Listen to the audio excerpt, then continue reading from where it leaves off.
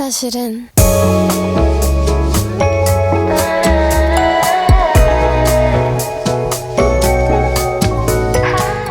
It's Maree Kinder here, founder of Seoul. Welcome back to our channel. In today's video, I'm going to talk about some skincare, makeup, hair care favorites that I am currently enjoying. So this may include any products that have been sent to me for testing, any products I'm trying out, some products that potentially I used to love in the past, forgot about, and now I've rediscovered my love for.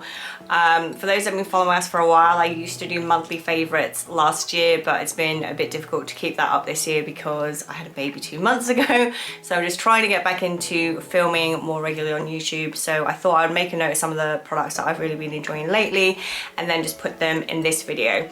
So for those of you that saw my monthly favorites last year, I used to always include something non-beauty related. So potentially that would be a book, restaurant, K-drama, etc. that I've been enjoying. So I'll try and rack my brains and see if I can think of any K-dramas that I've been enjoying. So really haven't been that many lately. But let's get stuck into it. So the first toner I'm going to talk about is from a brand called Kinder. They kindly sent this to me for review. This is their Kombu Balancing Ampoule Toner. So as you can tell by the name, Kombu stands for kombucha, which is really full of antioxidants. This one also contains a lot of vitamin C, so 8 times the amount of vitamin C that you would find in a lemon. So therefore it's going to be really good at brightening and balancing your skin. It also contains 1% panthenol, which is really nourishing and hydrating, and 8 types of hyaluronic acid. So as you can tell, because it's an ampoule toner, it's slightly more viscous in consistency than your regular watery toners.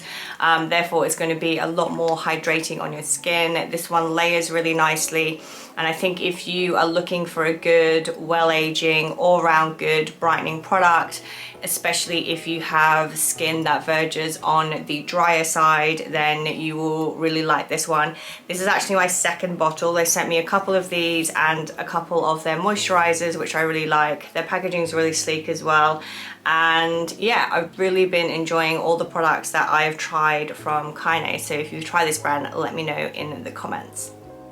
Okay, the next product I have is a serum, and this is from the brand Toriden. This is their Dive-In Serum Low Molecular Hyaluronic Acid Serum. So as you well know, hyaluronic acid is a really great ingredient for those with dry skin types. It helps lock moisture in the skin and also help retain moisture. So I personally love to include it as part of my evening routine to make sure I'm getting long-lasting hydration throughout the evening. But this one was everywhere when I was in Korea last year. It was everywhere in Olive Young. People were raving about it. I think it was one of the #1 best-selling products in Seoul at the time. So again, this was kindly gifted to me by the brand, and I was really excited because I resisted buying this product. I don't know why in hindsight when I was shopping in Olive Young in Korea. So I'm really excited that they have kindly sent me their moisturizer, their toner, and also their serum.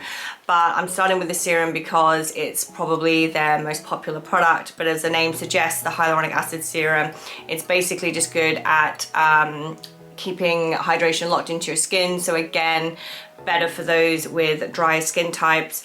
The light blue hue is from malachite extract, which just is a really good fortifying ingredient as well, but also just looks quite calming.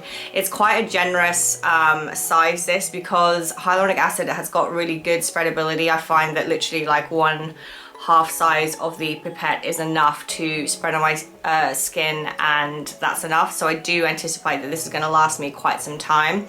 One thing to note, if you are using a product with hyaluronic acid, because it helps retain moisture in the skin, it's best to apply it onto moist or damp skin.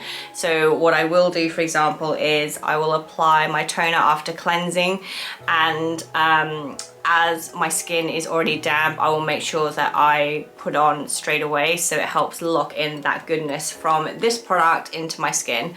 So yes, again, sorry, this is another product probably more suited for dry skin types. My skin is quite dry, but I do think any skin type would benefit from this product, and I'm looking forward to trying the moisturizer and toner as well. Also worth noting, this is a vegan friendly product, so if you're that way inclined, this is a good one to look at. So if you've tried this best-selling serum, do let me know.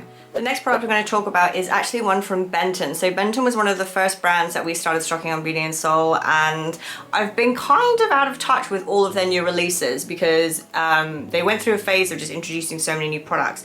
But one of the products that I was really keen to try was their Benton Ceramide Cream. So I love ceramides as an ingredient anyway. I find it's really good at fortifying and strengthening your skin barrier, especially if you're suffering from any impairment, any redness. So this one just seemed like a very soothing, good all-round daytime moisturizer. On the tube, sorry, it says moisturizing and vitalizing. So obviously, as the name suggests, it contains 5 different ceramides, which are just really good at nourishing the skin. This one is surprisingly lightweight than a lot of the moisturizers I would opt for, but due to the weather getting a little bit warmer, I find this one quite nice and lightweight. It also layers and sits really nicely under sun cream and also makeup. I think this would actually work for normal combination skin types as well. It's probably more of a lightweight cream, but yeah, I like that it also says it's pH balance, in brackets slightly acidic. So for those that don't know, your skin sits at a pH that is slightly more acidic. So neutral being 7, your skin is roughly around pH 5.5. So ideally you should look for products that sit around that pH. So that's why you'll see a lot of products that will say low pH. That means that if you're using products with low pH, they're less likely to be stripping and drying on your skin type. This one doesn't have any discernible fragrance, just a really good lightweight hydrating lotion. So like I said, I think it would work for a load of different skin types, and the fact that it's in a tube is a winner because I just find it's a lot easier and a lot more hygienic moisturizers in tubes. Okay, so my next product is actually a hair care product, and this is from a brand called Maree. Again, this was a really popular launch in Olive Young when I was in Korea last October, and my friend Dee recommended this product. So I was asking for any hair treatments or hair products that she would recommend, and she said you have to get this one. So I was very excited to try it out, and I've only just got around to using it. So it's kind of positioned as a hair treatment. So the idea is that you do use this after shampooing, and they call it a highly concentrated and highly nutritious ampoule treatment. So essentially what I would do is, after washing my hair, on the ends I will apply this, and it's quite a watery texture, which seems quite wasteful, but then as soon as it mixes with the water, it kind of turns into this cream ampoule, very lightweight, and then I leave it in for a little bit and then I rinse. So it actually says the how to use that. You literally can just apply it all over the scalp, because this one also contains a small percentage of salicylic acid, which helps exfoliate and remove any dead skin cells on the scalp. I personally just use it on the ends, and then particularly around here, because that's where I get a little bit more oilier. It doesn't actually say that you should leave this in, but because it's a hair treatment, I just like the idea of leaving it in, think it's more effective. But oh my gosh, my hair is so smooth and so silky after using it. I do not know what sorcery this is, but it really did work and help strengthen my hair. I might try using it on my scalp purely because they do position it as a scalp treatment as well. But yes, absolutely love this one. This is the Maree Ampoule Water Treatment. Okay, and the final product that I am going to talk about, which is another one that I used to wear a lot and then I forgot about it, and then lately I've been reaching for it again, is the Romand. This is the Juicy Lasting Lip Tint in the shade Bare Grape. So we launched Romand sometime last year, and it's a really popular makeup brand specifically for their lip products.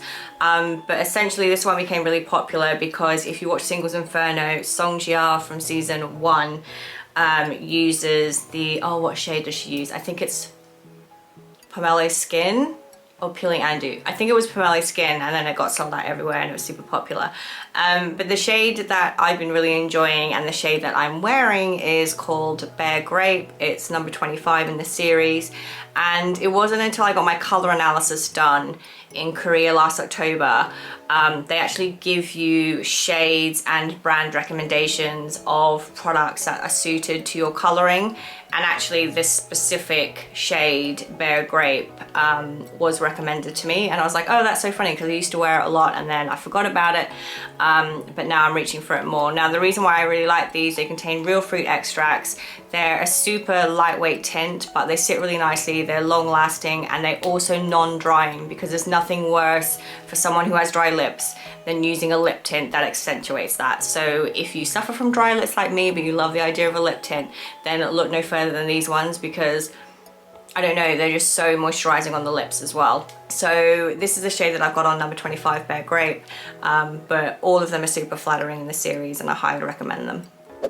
Okay, and finally, let's talk about some K-dramas. So something that I've been watching recently is Physical Baek or Physical 100.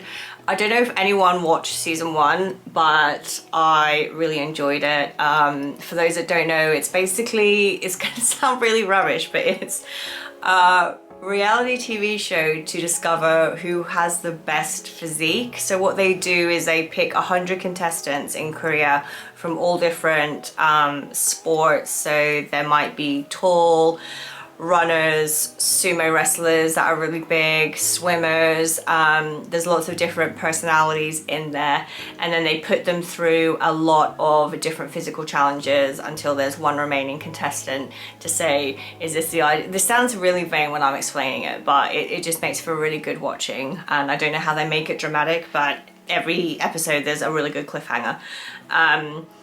I'm not doing it justice, but it is really entertaining, and I really liked season 2. I think they included some really good people, so I totally binge watched that. And then in terms of other K-dramas I'm watching, I did start King the Land and I didn't actually finish it, so I don't know if that one is worth actually going back and finishing. Let me know in the comments. But the one that I am watching at the moment is Queen of Tears, because what a cast. And also, I'm not going to give any spoilers, but in episode 8 there is one of the best cameos that I've seen in a K-drama.